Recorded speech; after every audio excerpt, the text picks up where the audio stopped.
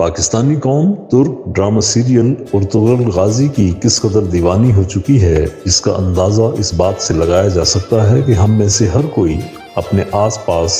گھر کے اندر اور باہر، دوست احباب اور رشتہ داروں میں ارطغرل کے معروف کرداروں سے ملتی جلتی شکل و شباہت والے لوگوں کو شناخت کرنے کی کوششوں میں مصروف نظر آتا ہے۔ اسلامی تاریخ کے روشن و درخشندہ باب پر مشتمل اس ڈرامے کے کردار اس قدر مضبوط، پرتاثیر اور دلچسپ ہیں کہ ہم غیر ارادی طور پر ان کرداروں میں کھوئے رہتے ہیں۔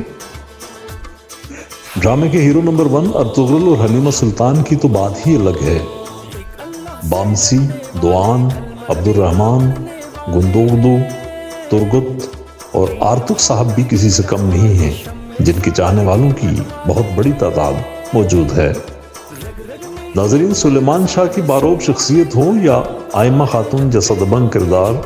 کردوغلو جیسا غداری کا سمبل ہو یا سلجان بیگم جیسا کائیاں کردار، آیت الون کی محلاتی سازشوں کی بات ہو یا گوکچی جیسی معصوم صورت، ہر کردار اس قدر طاقتور، شاندار اور پرکشش ہے کہ آپ اس میں کھو جاتے ہیں۔ یہی وجہ ہے کہ اس ڈرامہ سیریل نے پاکستان میں مقبولیت کے تمام ریکارڈ توڑ ڈالے ہیں۔ آپ کو اکثر گاڑیوں کی بیک اسکرین پر کائی قبیلے کا نشان نظر آئے گا یا آتے جاتے کسی گاڑی کے ساؤنڈ سسٹم سے ترک میوزک کی آواز بلند ہوتی سنائی دے گی۔ بچوں میں اس ڈرامے کی پذیرائی اور اس کے کرداروں کی مقبولیت اس قدر پائی جاتی ہے کہ آپ کو ہر گھر میں کوئی چھوٹا سا روشان، ارطغرل یا حلیمہ سلطان نظر آئے گی۔ اس ڈرامے نے بچوں کے کھلونوں کا ٹرینڈ بھی بدل ڈالا ہے۔ اب آپ کو کھلونوں کی دکانوں پر طلائی دستے والی تلواریں، کلہاڑے، کائی قبیلے کی ٹوپی، پگڑی، ضرب اختر یعنی شیلڈ اور اس سے ملتی جلتی بے شمار چیزیں دکھائی دیتی ہیں، جن کی مانگ پاکستانی بچوں میں بہت بڑھ گئی ہے۔ مگر گزشتہ دنوں ہم نے راولپنڈی کے ایوب پارک سے متصل جوائے لینڈ کا وزٹ کیا تو ہم داخل ہوتے ہی ابتدائی حصے کے مناظر دیکھ کر دنگ رہ گئے۔ یہاں پہلے اسٹال پر ہی ارطغرل ڈرامے کا میوزک بلند آواز میں بج رہا تھا اور بچوں اور ان کے والدین کی قطار لگی ہوئی تھی۔ بھلا یہاں کیا ہے؟ ہمیں بھی یہ منظر دیکھ کر بڑی دلچسپی پیدا ہوئی۔ آگے بڑھ کر دیکھا تو ارطغرل ڈرامے کے کرداروں کا لباس، تلواریں، ٹوپیاں، ضرب اختر، کلہاڑے اور دیگر سامان سجا ہوا تھا۔ مگر ٹھہریں، یہ سامان برائے فروخت یعنی بکنے والا نہیں تھا، بلکہ آپ کے لیے پیشکش تھی کہ آپ اس ڈرامے میں اپنے کسی بھی پسندیدہ کردار کا ڈریس پہن کر اور اس کی طرح مسلح ہو کر تصویر بنوا سکتے ہیں اور یوں خیالی دنیا میں جا کر اپنے خوابوں کے شہزادے یا شہزادی یا پھر ان کے اماں ابا کا روپ دھار کر تاریخ میں امر ہو سکتے ہیں۔ اب یہ بتانا تو ضروری نہیں کہ یہاں سب سے زیادہ مانگ ارطغرل اور حلیمہ سلطان کے ڈریس کی تھی۔ ننھے منھے بچے یہ ڈریس پہن کر تلوار ہاتھ میں مخصوص انداز میں اٹھائے، ٹوپیاں پہنے کتنے بھلے معلوم ہو رہے تھے، اس کا اندازہ آپ کو یہ ویڈیو دیکھ کر ہو جائے گا۔ سچی بات تو یہ ہے کہ یہ سب دیکھ کر ہم بھی ایک سحر میں گرفتار ہو گئے اور بے ساختہ ارطغرل بننے کی فرمائش کر ڈالی۔ ارے بھائی، 300 روپے میں اپنی آئیڈیل شخصیت کا روپ دھار کر خود کو سلطنت عثمانیہ کا بانی سمجھنا یا اس جیسی فیلنگ لانا فقط 300 روپے میں، یہ کوئی مہنگا سودا تو نہیں؟ تو پھر آپ کب جا رہے ہیں جوائے لینڈ؟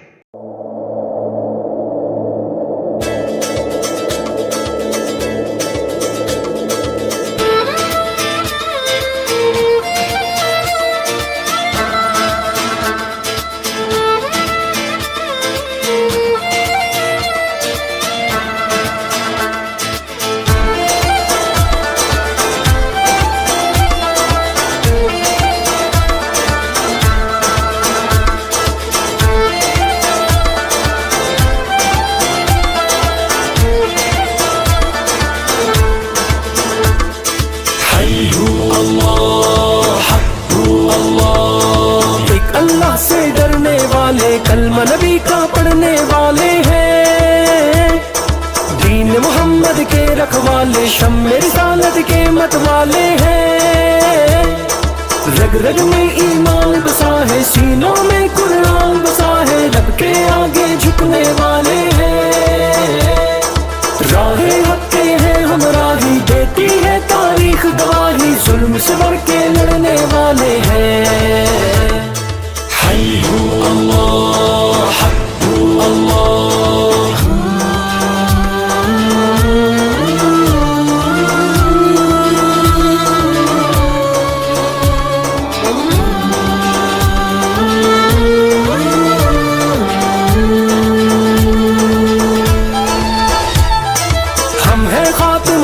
کی امت ہم پہ یہ اس رب کی عنایت ہے، لے کے چلے اسلام کی دعوت، دل میں ہر دم شوق شہادت ہے، کیسی بھی آئے دشواری پوری ہے اپنی تیاری، ہم نہ کہیں بھی رکنے والے ہیں، چٹانوں جیسے ہیں ارادے، وقت پڑے تو یہ دکھلا دے، ہم نہ کہیں بھی جھکنے والے ہیں۔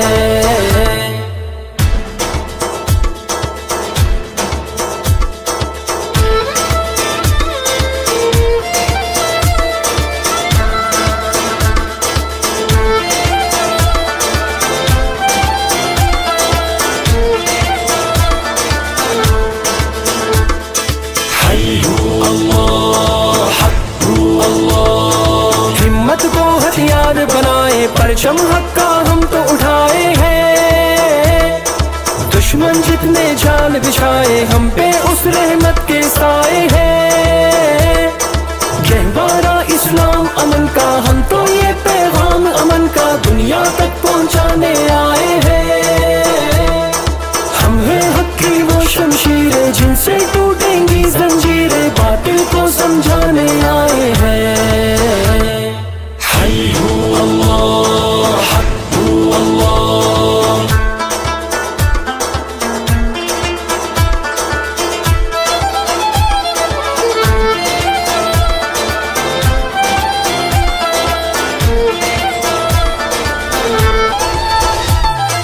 پھر سے ماضی کو دہرا دے، کیسر کسرا یاد کرا دے، ہم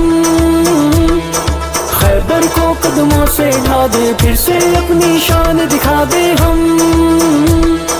دنیا کے باطل ہیں جتنے ہوں گے ختم وہ سارے فتنے، لوگ سبھی یہ جاننے والے ہیں، چاہے شہید ہو چاہے غازی، دین کی ہونی ہے سرفرازی، ہم تو بس یہ ماننے والے ہیں۔